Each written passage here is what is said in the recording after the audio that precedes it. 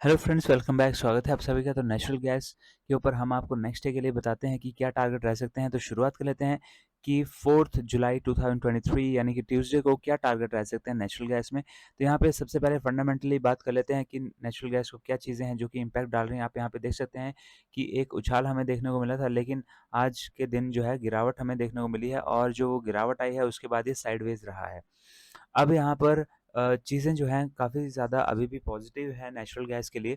एक तो जो जैसा कि पहले से ही मैं बताता आ रहा हूँ कि हीट वेव्स और ज़्यादा बढ़ेंगी यूरोपियन कंट्रीज़ में भी और यूनाइटेड स्टेट्स में भी। तो उसकी वजह से जो एयर कंडीशनिंग की ज़रूरत होगी, उसकी वजह से इलेक्ट्रिसिटी की डिमांड बढ़ेगी, और इलेक्ट्रिसिटी के लिए नेचुरल गैस एक इम्पॉर्टेंट सोर्स है जिससे कि इलेक्ट्रिसिटी जनरेट की जाती है। तो नेचुरल गैस की डिमांड भी यहाँ पर उसकी वजह से बढ़ेगी। तो ये एक पॉजिटिव चीज़ है। सेकंड जो यहाँ पर पॉजिटिव चीज़ है कि सप्लाई की भी कमी हो रही है यूरोपियन कंट्रीज़ में। जो रशिया की तरफ से सप्लाई है वो भी कम हो रही है। हालाँकि एक और चीज़ यहाँ पर ऐड होती है कि यूरोपियन कंट्रीज़ में जो कि उनके अपने नेचुरल गैस के भंडार हैं, उन्होंने वो काफ़ी हद तक भर लिए हैं, और अब उनको आगे आने वाले टाइम में और सर्दियों में भी बहुत ज़्यादा दिक्कत नहीं होने वाली है। उन्होंने अपने जो भंडार हैं वो इस तरीके से भर लिए हैं। तो अब इसका मतलब है कि सप्लाई की उनको प्रॉब्लम नहीं आएगी, और सप्लाई की प्रॉब्लम नहीं आएगी तो उसकी वजह से यहाँ पर जब सप्लाई की दिक्कत नहीं आती है तो प्राइसेस जो हैं वो थोड़ा-सा नीचे की ओर को मूव यहाँ पे कर सकते हैं। उसके अलावा जो बाकी यहाँ पर न्यूज़ हैं वो ये हैं कि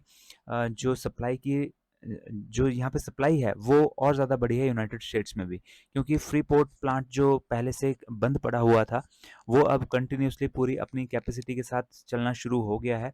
उसकी वजह से यूनाइटेड स्टेट्स में और जो वो दूसरी कंट्रीज़ में एक्सपोर्ट करता है नेचुरल गैस को, उसका भी यहाँ पर जो है कोई प्रॉब्लम अब नहीं आ रही है।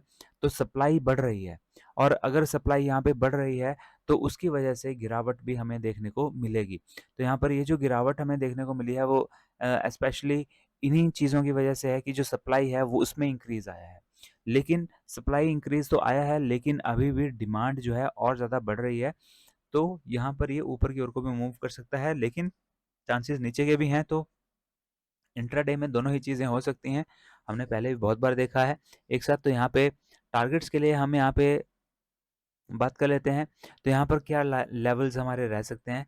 तो यहाँ पर आप इस लेवल को ब्रेक होने दीजिए।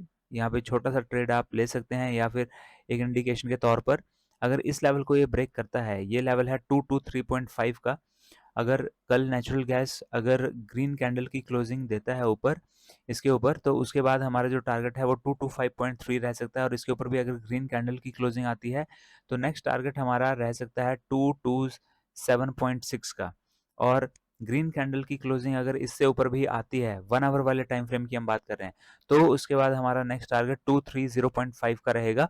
इंट्राडे के लिए हम आपको जो टारगेट्स बताते हैं वो सिर्फ इंट्राडे के लिए बताते हैं, लॉन्ग टर्म या मिड टर्म के लिए हम नहीं बताते हैं। तो सिर्फ इंट्राडे के लिए वैलिड रहते हैं। तो उसके लिए यहाँ पर अब हमारे ये टारगेट्स मैंने ऊपर की तरफ के लिए बता दिए हैं। अब हम डाउन साइड की भी बात कर लेते हैं। डाउन साइड को ये जो लेवल है इसके 2 टू 1.3, इसके नीचे अगर 1 आवर वाली कैंडल एक रेड कैंडल क्लोजिंग देती है, तो फिर हमारा नेक्स्ट टारगेट यहाँ पर ये रह सकता है 218.5 का। तो ये नेचुरल गैस के ऊपर हमारे टारगेट्स हैं। और अगर आपको हमारी वीडियोस पसंद आ रही हैं तो वीडियो को ज़रूर लाइक कीजिए, और चैनल को अभी भी सब्सक्राइब नहीं किया तो जल्दी से चैनल को भी सब्सक्राइब कर लीजिए। और ये वीडियोस आपको सिर्फ एजुकेशन पर्पज़ के लिए बनाई जा रही हैं। हम सेबी रजिस्टर्ड फाइनेंशियल एडवाइजर्स नहीं हैं, तो ट्रेड लेने से पहले अपने फाइनेंशियल एडवाइजर से ज़रूर सलाह लीजिए। मिलते हैं अगले वीडियो में। Till then have a nice day. Good bye.